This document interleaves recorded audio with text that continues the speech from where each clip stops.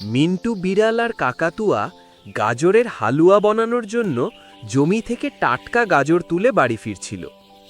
হঠাৎই তারা একটি কান্নার শব্দ শুনে থমকে দাঁড়ায়। দেখে একটি ছোট্ট বাচ্চা খরগোশ কান্না করছে। খরগোশটা কাঁদতে কাঁদতে বলল, স্কুল থেকে বাড়ি ফেরার পথের আমি পথ হারিয়ে গেছি। মিন্টু বিড়াল তাকে একটা গাজর দিয়ে বলল, এখানে বসো, আগে কান্না থামাও। তারপর সে তার পুলিশ বন্ধু ভাল্লুককে ফোন করে খরগোশের বাড়ির ঠিকানা জেনে নিল। মিন্টু তার নতুন গাড়িটা নিয়ে কাকাতুয়া আর খরগোশকে সাথে নিয়ে রওনা দিল। অনেক খোঁজাখুঁজির পর অবশেষে তারা একটা ছোট্ট সুন্দর বাড়ির সামনে পৌঁছালো। দরজা খুলে খরগোশের মা দৌড়ে এসে তাকে জড়িয়ে ধরল।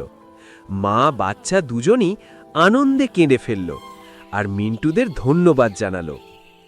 বাড়ি ফিরে কাকাতুয়ার মন খারাপ, কারণ হালুয়া খাওয়া হলো না আর কেউ লাইকও করছে না।